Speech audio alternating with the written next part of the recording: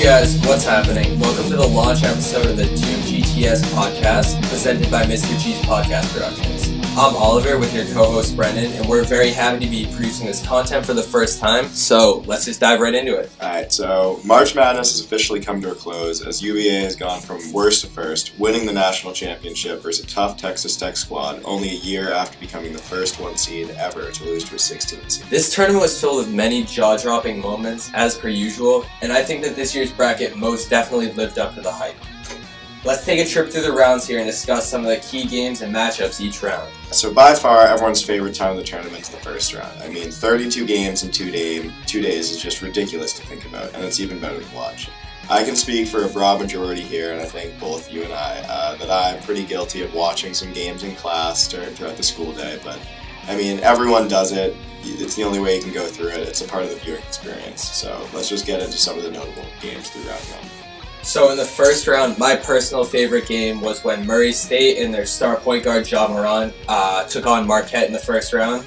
Murray State was a 12 seed, Marquette was a 5, so I think a lot of people were thinking that Murray State might pull off an upset just because of the legacy surrounding 12-5 games in the first round, and also just how much of a star Ja Morant is. And he definitely showed that during the game. He had a triple-double, and Murray State was able to knock off Marquette. And I think because of that, a lot of people thought that Murray State might be the team that made a run this year as a Cinderella. Yeah, another really exciting game in round one was another 12-5 game between Auburn and New Mexico State. So Auburn basically had control most of the game, but then New Mexico State kind of stormed back at the end. And then in the last second, Bryce Brown and Auburn committed a foul, which gave 3 free throws to New Mexico State. Luckily for Auburn, Terrell Brown of New Mexico State missed 2 of the 3. But they ended up getting the ball back on an offensive rebound and then missing a 3-point jumper to end the game. So Auburn ended up winning that one by 1. To me, this game was just crazy, especially as someone who had Auburn going deep in my bracket. I was a little concerned with the unintelligent play by Brown, I guess you could call it, because I think the teams that generally start to win games in March are those teams that get hot at the right time, but also teams that are very experienced. And I think that if you're making fouls like that at the end of the game, it shows that you really haven't been in the moment before. Yeah, definitely. That game gave us all a big scare. So let's get into the second round a little bit. A big game to talk about would be that Duke-UCF game. Yeah, I was really, as someone who really wanted Duke to win that game and go deep in the tournament, I was sitting on my couch, biting my nails, really anxious to see what happened. I thought UCF had the game in hand. They stole the ball. They had a 2-on-1 fast break. He threw an alley-oop and the guy missed it. And Duke was able to come down, get an and-one layup. And then right after that, another Duke player missed a free throw, and RJ Barrett was able to put the ball back up, get a nice 2, and Duke took the lead and won the game. Yeah, I think it was Zion, right, who ended up driving for the final basket for Duke. He committed possibly 2 offensive fouls that were talked about, but overall, I mean, if it's not called, you just got to play through it. And he just drove hard to the basket, got the and one, missed the free throw, but then RJ Barrett was there for the putback.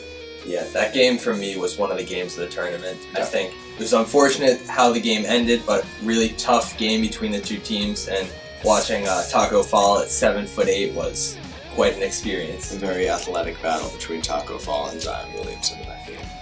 Another game that I thought was really great, one of the games of the tournament for me as well, was when LSU took on Maryland, and that game was back and forth the whole time. Maryland, you saw, hit a late 3 to tie it, and then walk me through what happened there at the end of the game.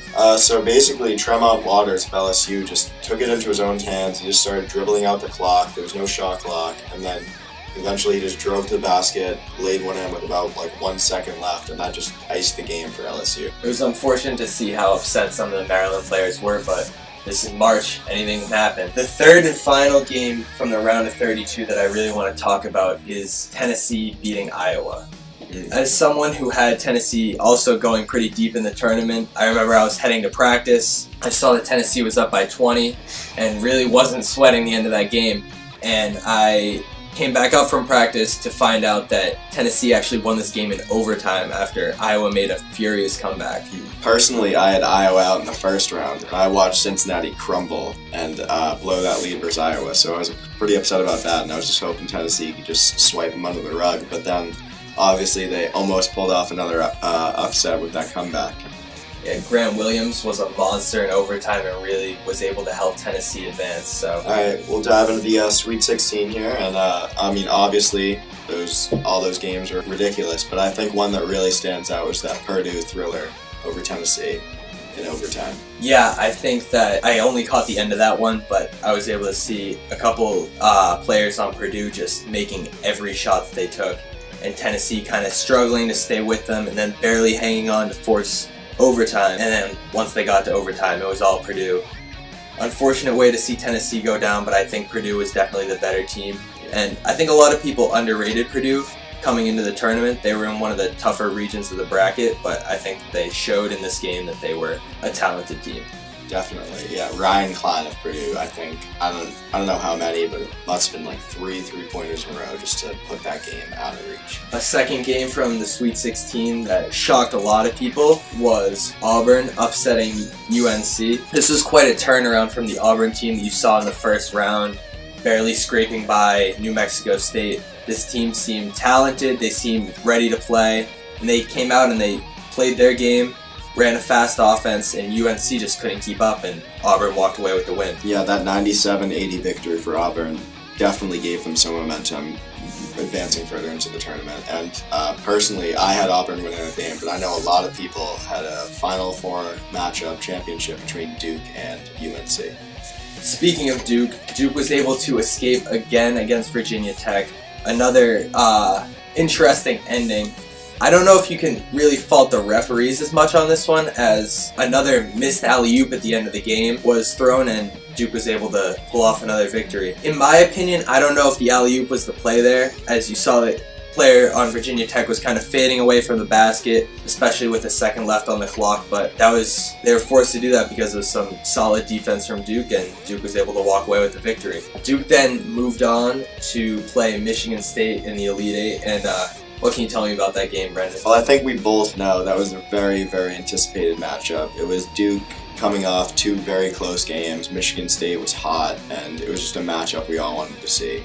And surprisingly, Michigan State pulled out a 1-point victory over Duke. Just kind of, I don't know, that was a defensive game, but overall, I think each team just hung in there, and then it just came down to the second half. Yeah, I think that was a game that a lot of people wanted to see in the college basketball world. I know I personally was talking to you before the bracket even came out and said that I wanted to see Duke play Michigan State. I think one of the major parts of this game was you're talking about a team that has a lot of experience, a lot of veteran guys, going up against a really young squad of one-and-done players. Like I said earlier in the podcast, I think that in these games, a lot of times you're going to see veteran experience win out, especially in those late game situations. Definitely. Michigan State had 2 seniors in Kenny Goins and Matt McQuaid. Kenny Goins ended up actually nailing that game-winning shot, so he's a senior. I mean, experience in these games is everything.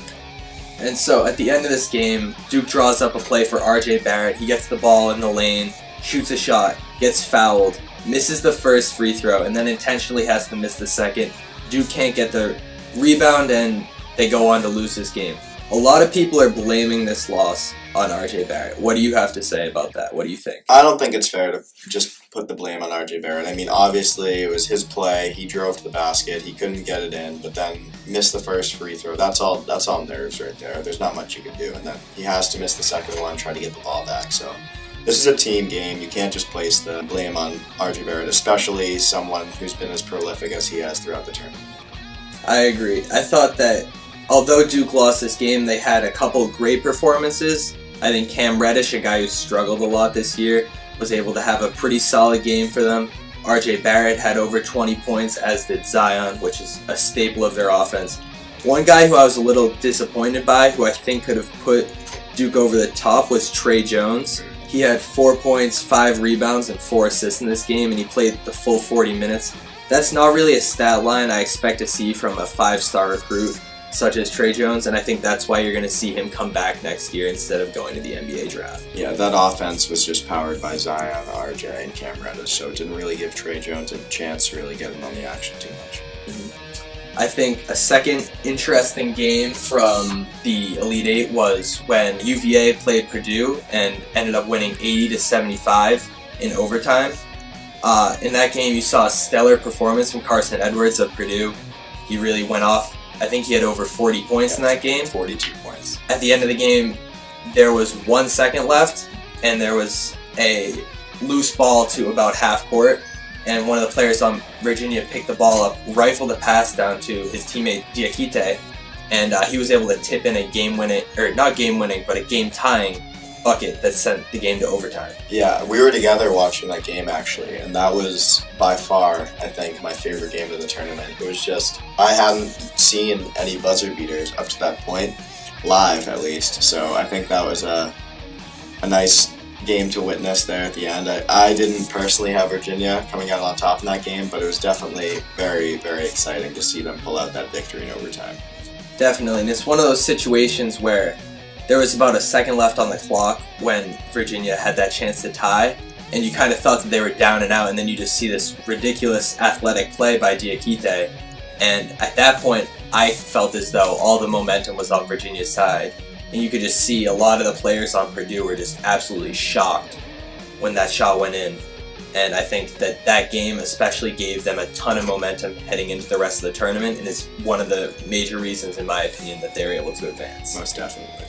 So let's get into the Final Four a little bit. We had Michigan State versus Texas Tech, and then Virginia versus Auburn. So a 1 seed, a 2 seed, a 3 seed, and a 5 seed. We can talk about Michigan State, Texas Tech first. That game was very, very, very boring, I should say. It was definitely a defensive battle. What are your thoughts on that one? I was actually only able to catch the end of this game, but one thing that really surprised me was Jarrett Culver, the star of the Texas Tech team, and someone that many draft experts think is going to go very high in the draft this year if he decides to go to the NBA. He had a pretty rough performance for most of the game, and then you saw Michigan State really cut into the Texas Tech lead at the end, and he showed his talent and experience, and he was able to kind of go off at the end of the game, seal the deal for Texas Tech. Yeah, so that put Texas Tech in the national championship, and they were awaiting to see who they were going to play between the winner of Auburn and Virginia, which had another questionable ending. So what do you think about that foul on the last play? So personally, I think that when Kyle Guy was fouled on the three-pointer, I thought that that was the right call. It wasn't much of a hit, but he definitely ran into Kyle Guy as he was shooting that corner three. I think, unfortunately, the play that the referees really missed was right before that, when his teammate Ty Jerome double-dribbled the ball right before he passed it to him. I think that that probably would have sent Auburn to the national championship if the correct call had been made, but Kyle Guy was able to knock down all 3 free throws, and that was kind of all she wrote. Even the Auburn coach said there's nothing you can really do about that missed call. I mean, you just got to play what the refs call. So Kyle Guy ended up with the ball in the corner. He bumped him, sent him to the line, iced the game with 3 free throws. So, speaking of which, the Auburn coach had to be one of my favorite personalities in the whole tournament. You could see him every game taking his jacket off, getting nice and sweaty on the sidelines, screaming, and overall he just looked like he was having a fun time. Yeah, Bruce Pearl is definitely a very prolific figure of the March Madness tournament from this year, getting very into each game. Yep. And so all these games come down to one at the end, the national championship. And we were able to see the University of Virginia win a tough battle in overtime against Texas Tech. Yeah, I didn't get to catch much of this game just because it was on a Monday night and I had a Latin test the next day, so that was pretty unfortunate. But I did get to see the ending and talk about an ending. I mean, it got sent to overtime. Texas Tech had a chance to win at the buzzer, but they couldn't pull it off. And then Virginia just basically like they did against Purdue, they just took over in the late stages of the game, and then they won themselves their national championship. Mm-hmm. I think one storyline that maybe not enough people are talking about from this game is the fact that as much as Jarrett Culver won Texas Tech the Final Four game, he kind of showed that he maybe isn't at that level of maturity and experience that many people thought he was when Ty Jerome drove to the basket for inconsequential layup, and Jarrett Culver actually closed in on him, allowing him to kick it to the corner to his teammate Hunter, and Hunter was able to knock down a game-tying 3. Yeah, so overall, I mean, you can't really be upset with the outcome of the NCAA championship. it provided a much-needed strong finish and a solid wrap-up for the whole tournament. I mean, March Madness is quite possibly one of the best times of the year sports-wise, and us fans really just get the ability to indulge on college basketball for several weeks, so there's nothing better than that. Cannot agree more, Brendan. Now we're going to dive into the NBA playoff predictions here. So, Oliver, you want to take us through these? Okay, so on the Eastern Conference side, we have the number 1 seed Milwaukee Bucks taking on the number 8 seed Detroit Pistons. What do you think about this matchup? Personally, I think we both conferred Bucks in 5 games. I mean, the Bucks shooting and floor spacing is just too much to handle for the Pistons. I think, personally, though, that the Pistons might be able to scrape out a win at home. Yeah, I think that as much as the Bucks do have the potential NBA MVP in Giannis Antetokounmpo, as well as a three-point sniper and all-star this year, Chris Middleton, a couple other talented guys, Brook Lopez comes to mind. I think that they have a lot of talent, but I also think that when you're playing a team with Blake Griffin, Andre Drummond, Reggie Jackson, I think that that team potentially could scrape out a game or two, but I don't see them beating the Bucks. I think that one for the Bucks is just going to be more about staying on task more than having to put the Pistons to sleep, just making sure you're focused so they don't open the door for them. Yeah, definitely. Okay, so our second matchup is the 2 seed Raptors versus the 7 seed Magic. I have the Raptors in 4 games. What about you? Yeah, I think that the Raptors are just too talented. They have Kawhi Leonard, Kyle Lowry, Pascal Siakam, and they're just going to overpower this Magic team that's only real star would be Nikola Vucevic. And I just don't think that the Magic really have a prayer in this series. I think the Raptors are going to roll them and cruise to the Eastern Conference semifinal. Yeah, hats off to the Magic, though, for getting that 7th seed in a tough Eastern Conference. Next up, we have the 3 seed 76ers versus the 6 seed Brooklyn Nets. What do you think about this one? So I'm going to kind of go against the grain here and say I think that the Nets can win this series in 7 games. I think that, as you've seen all year, D'Angelo Russell has no problem putting the team on his back, sometimes even in limited minutes. And I think that the Nets can potentially scrape by this Sixers roster that's filled with star power, but these guys haven't played together very much. They've only, guys like Jimmy Butler, Tobias Harris, have only been on the Sixers for less than a season now. And I think another storyline to keep in mind is that the 76ers are going to potentially be missing their all-star center Joel Embiid for part of this series. And even if he does play, he might be a little banged up, so maybe not the level of talent that we usually see in that. Yeah, I couldn't agree more. I believe the Nets can pull out this 7-game series and just stun the 76ers. So next up, we have the hometown Boston Celtics versus the Indiana Pacers. What do you think? So, despite their struggles, this has obviously been a pretty tough year for the Celtics. I think that the Celtics can win this series in 6 games. Despite the fact that they're losing Marcus Smart, one of the better defenders in the NBA, a really great hustle guy, I think that the Celtics just have too much talent to lose to this Pacers team, who obviously are without Victor Oladipo for the rest of the year. And I think that guys like Terry Rozier, who actually had a quote yesterday saying that he knows he needs to step up for the series, I think that they're going to rely heavily on some guys like that who maybe haven't been super successful at other points of the year. I think that those guys are going to be the ones who make the difference and really can push the Celtics deep in this playoffs. Yeah, definitely. The Celtics just got to get by this first round and take it game by game because they have the talent all there. They just have to make sure they're playing their brand of basketball.